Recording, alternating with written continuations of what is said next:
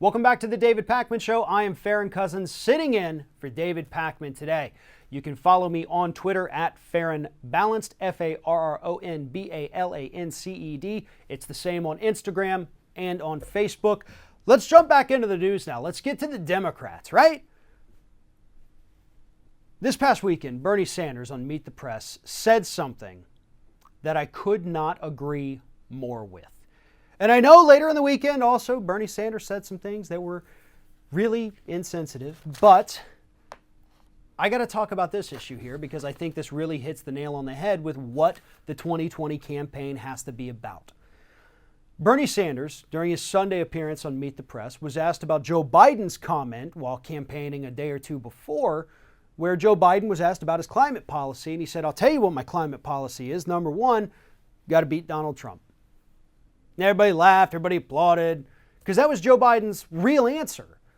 You want to make things better in this country, defeat Donald Trump. So Bernie Sanders comes along on Meet the Press on Sunday and says, listen, Trump cannot be the only goal of 2020. 2020 cannot just be about beating Donald Trump. Here's his exact quote here. It says, beating Trump is not good enough. You have to beat the fossil fuel industry. You have to take on all the forces of the status quo who do not want to move this country to energy efficiency and sustainable energy. Now that's just on the issue of climate change, right? But here, we've seen it from Bernie, we have seen it from Kamala Harris, we have seen it from Elizabeth Warren, we have seen it from so many other people, Andrew Yang, Tulsi Gabbard, even Pete Buttigieg, people who actually come out with policy. Nobody more so, by the way, than Elizabeth Warren. But Biden's just out there saying, oh, we want to do anything about these, we got to beat Trump. Because Biden is still clinging on to those polls or those beliefs or whatever they are, that he's the only one who can beat Donald Trump. And that's why we got to put all our faith in him. Policy will come later. Don't worry about that. In fact, about a week ago, Biden also told us he didn't have time to explain his health care policy. I got to move on. I got to worry about beating Donald Trump. You cannot, and I can't stress this enough, you can't beat Donald Trump if you're not out there offering policies. Because I know it's easy to get swept up in the big crowds at these, campaign events, the people cheering on these talking points about beating Donald Trump. You see it on Twitter, we've got to beat Trump. That's not the whole country though, folks. That's not the average person going about their lives in their homes. Because believe it or not, a lot of people in this country have not been adversely affected by Donald Trump's policies. They're not benefiting in any way from them, don't get me wrong. But they haven't exactly affected their day-to-day lives. Their paychecks haven't increased, but they haven't decreased. So why would I jump ship? Things are okay for me personally. Why would I want to change this? Why would I want to risk it? And that's what Democrats have to do a better job of explaining. And by Democrats, I mean all, 85 who are running for president. We've got plenty who are explaining. Sanders, Warren, Harris, Yang. These people are out there, Tulsi Gabbard again, they're out there telling us, this is what I want to do and this is how it's going to affect you. And again, nobody's doing that better than Elizabeth Warren, which is why her poll numbers are finally starting to tick up there a little bit.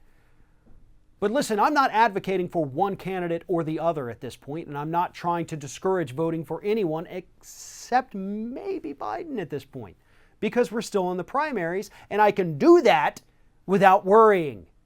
If you like Biden, fine. But why? And be expected to answer that question. What is Biden offering that is going to make your life better? And don't just say he's going to beat Trump. That's a cop-out. That is a very weak answer with no substance behind it, because there's really not much evidence to suggest that Biden will beat Trump. Oh, you want to look at the polling data? The same polling data that said that Hillary Clinton was going to run away with this thing in 2016? Be my guest. But if you're putting all your faith in that, then be expected, you can go ahead and expect the same kind of disappointment you had in 2016. What we need to be talking about, what every candidate needs to be talking about, is hard policy. Not just ideas either. You've got to have, again, I'm going to use Elizabeth Warren as the example because she has done it better than anybody else. You have to have the roadmap. You have to explain how we get from A to B to C to D to the end goal. All the way, every step of the process. You have to be prepared for the Republican obstruction, and you have to understand and have a plan to counter that. Because Republicans aren't going to let these big ideas go through. The Green New Deal, the Medicare for All, the $15 living wage, ain't going to happen under the Republicans' watch. So you better have a workaround. Unless, of course, you are 100% certain that Democrats are going to retain the House and take back the Senate in 2020. It's all possible, by the way. There are far more Republicans up for re-election than there are Democrats in the Senate. We could do this. We absolutely could do this. But not if you're just out there saying, vote for me because I'm not Trump. We tried that in 2016 and it failed. What did Trump do that was different? Well, we know who his base is and we know why they supported him. They like white people and nobody else. We get that part, but there are plenty of Trump voters who, believe it or not racist. Average, normal, working class folks. And he was talking policy. He was talking ideas. Bad ideas and bad policies that he had no intention of following through on, but he talked about it, folks. And I think people miss that in these conversations. And I think most of the Democrats who are running for president understand that. They don't need this lecture. They don't need to hear me tell them to talk about policy because they are.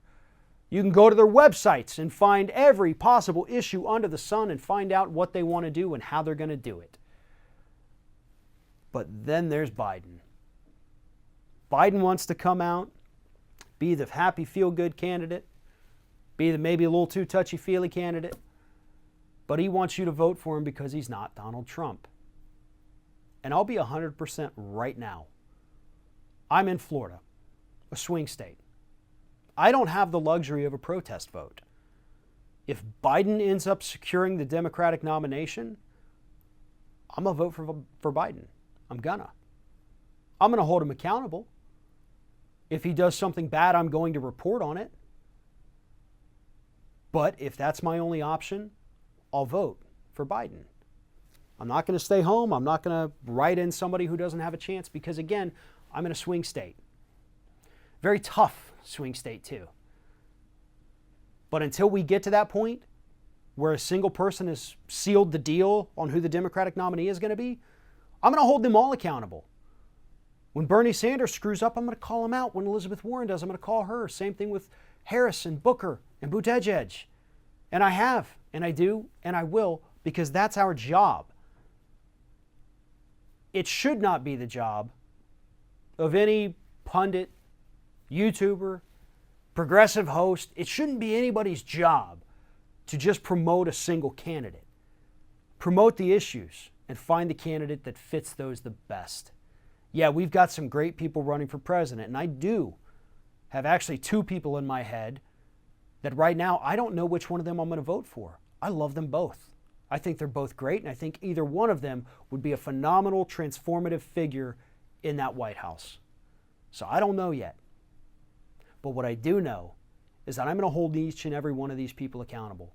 And when they come off message, when they start with the stupid talk of, oh, my climate policy is to beat Donald Trump, ha ha ha, that's not good enough. That's not going to win my support in any way, shape, or form. Climate policy is climate policy.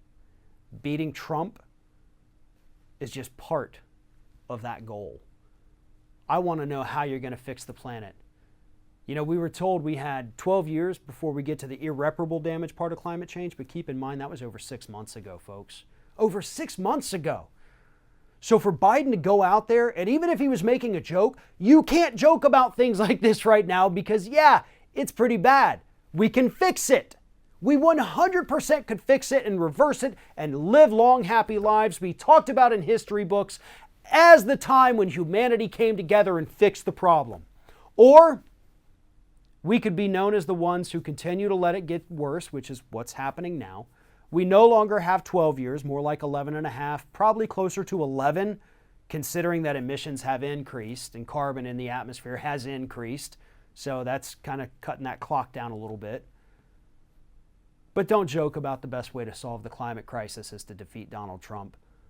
As Bernie Sanders said, the best way to defeat the climate crisis is to defeat the fossil fuel interests, to defeat the big money fighting climate change policy. 2020 is not just about Donald Trump. And any Democrat who tells you that is not worthy of your primary vote.